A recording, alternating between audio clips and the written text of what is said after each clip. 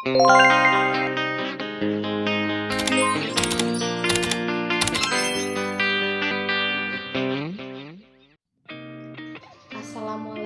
warahmatullahi wabarakatuh. Perkenalkan, nama saya Asnia, kelas A22 Prodi S1 Keperawatan, Institut Ilmu Kesehatan Pneumonia, Makassar. Video ini dibuat untuk memenuhi tugas mata kuliah Ilmu Biomedik Dasar. Baik, di sini saya akan menjelaskan mengenai organ reproduksi pria dan wanita. Baik, yang pertama saya akan menjelaskan mengenai organ reproduksi pria. Organ reproduksi pria dirancang untuk dapat menghasilkan, menyimpan, dan mengirimkan sperma. Organ reproduksi pria dibedakan menjadi dua bagian, yaitu organ reproduksi dalam dan luar. Organ reproduksi bagian luar yaitu ada penis atau zakar. Penis adalah alat kelamin luar pada pria. Penis berfungsi untuk memasukkan sperma ke dalam alat kelamin wanita melalui pertemuan keduanya atau kopulasi. Penis merupakan organ yang tersusun atas otot yang dapat tegang dan dilapisi oleh lapisan kulit tipis. Proses tegangnya penis disebut ereksi. Hal ini dikarenakan adanya rangsangan yang membuat pembuluh darah pada penis terisi. Kedua, ada skrotum atau kantung zakar. Skrotum adalah kantung kulit yang melindungi testis dan berfungsi sebagai tempat bergantungnya testis. Skrotum berwarna gelap dan berlipat-lipat. Skrotum mengandung otot polos yang mengatur jarak testis ke dinding perut. Dalam menjalankan fungsinya, skrotum dapat mengubah ukurannya. Jika suhu udara dingin, maka skrotum akan mengerut dan menyebabkan testis lebih dekat dengan tubuh, dan dengan demikian lebih hangat. Sebaliknya, pada cuaca panas, maka skrotum akan membesar dan kendur. Akibatnya, luas permukaan skrotum meningkat dan panas dapat dikeluarkan.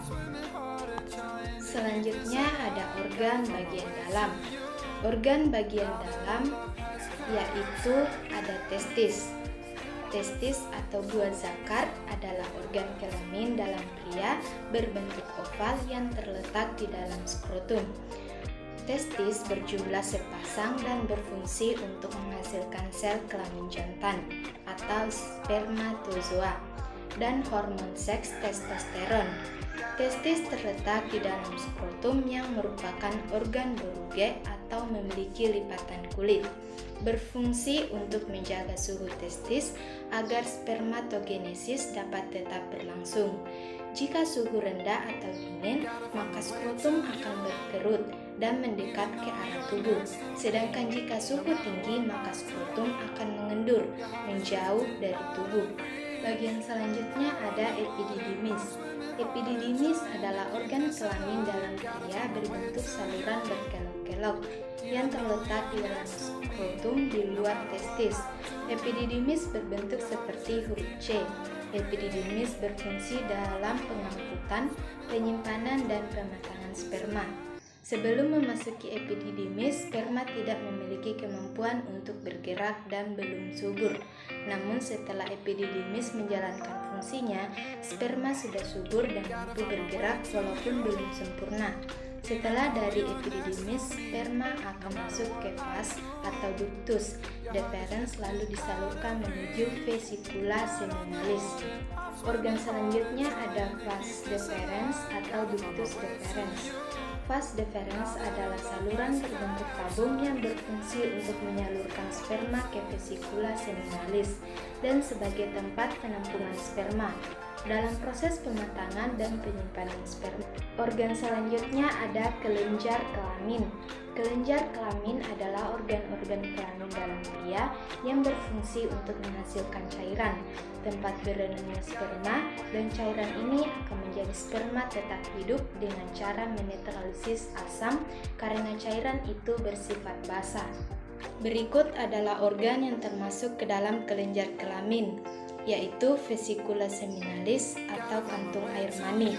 yaitu organ berupa saluran berbentuk tabung berjumlah sepasang di kanan dan kiri tubuh. Vesikula seminalis memiliki panjang sekitar 5-10 cm. Vesikula seminalis berfungsi untuk mensekresikan cairan bersifat basa Y atau pH 7,3 mukus, vitamin, fruktosa atau sebagai nutrisi bagi sperma, protein, enzim, dan prostaglandin. Selanjutnya ada kelenjar prostat, yaitu organ yang berada di bawah kandung kemih yang berfungsi untuk mensekresikan cairan berwarna putih keabu-abuan yang bersifat basah. Cairan ini disekresikan ke dalam saluran ejakulasi dan menyumbangkan sekitar 30% dari seluruh volume semen. Selanjutnya ada kelenjar bulbouretra atau komferi, yaitu kelenjar berjumlah sepasang yang berfungsi untuk menghasilkan sperma cairan lendir bersifat basah ke dalam saluran ejakulasi. Selanjutnya ada uretra atau saluran ejakulasi. Uretra adalah saluran yang terletak di dalam penis, berfungsi untuk tempat keluarnya sperma dan juga sebagai tempat keluarnya urin. Pada pria, panjang uretra sekitar 20 cm dan berakhir pada akhir penis. Selanjutnya kita beralih ke organ reproduksi pada wanita. Organ reproduksi wanita merupakan sekelompok organ yang terlibat dalam sistem reproduksi. Dalam hal ini untuk mempersiapkan kehamilan hingga melahirkan. Setiap organ reproduksi dirancang dengan fungsinya masing-masing. Organ reproduksi pada wanita terdiri dari dua bagian, yaitu dalam dan luar. Pada bagian luar yaitu ada labia mayora atau bisa juga disebut dengan bibir besar karena fungsinya melindungi organ luar lainnya. Pada masa puber, area kulit di labia mayora akan tumbuh bulu atau rambut yang juga mengandung kelenjar penghasil minyak. Yang kedua ada labia minora. Labia minora atau bibir kecil merupakan alat reproduksi wanita yang mempunyai berbagai ukuran. Letaknya tepat di dalam labia majora, mengelilingi bukan ke vagina dan uretra atau saluran pembawa urin. Kulitnya sangat halus, mudah teriritasi dan bengkak. Selanjutnya ada klitoris. Organ reproduksi wanita yang satu ini merupakan tonjolan kecil dan sensitif. Klitoris ditutupi oleh lipatan kulit disebut sebagai preputium, mirip dengan kulup di ujung penis.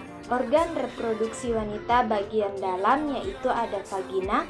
Vagina adalah saluran yang menghubungkan serviks atau bagian bawah rahim dengan bagian luar tubuh. Letaknya di dalam tubuh, belakang kandung kemih lebih rendah dari rahim.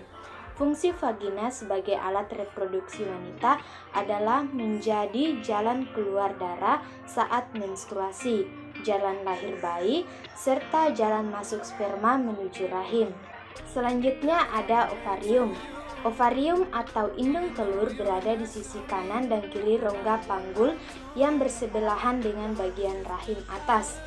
Alat atau organ reproduksi wanita yang satu ini bertanggung jawab untuk memproduksi hormon seperti estrogen, progesteron, dan ovum atau yang biasa disebut sel telur. Yang selanjutnya ada tuba fallopi. Tuba fallopi atau oviduk memiliki bentuk seperti saluran bercorong yang masing-masing membentang dari ujung kanan dan kiri pada rahim atas ke ujung ovarium. Organ reproduksi yang satu ini mempunyai fungsi untuk mengangkut ovum dan membawanya ke dalam infundibulum atau bagian ujung tuba fallopi menuju rahim. Selanjutnya ada rahim atau uterus. Rahim atau uterus adalah organ reproduksi wanita yang berongga dan bentuknya seperti buah pir. Ini merupakan rumah bagi janin yang sedang berkembang.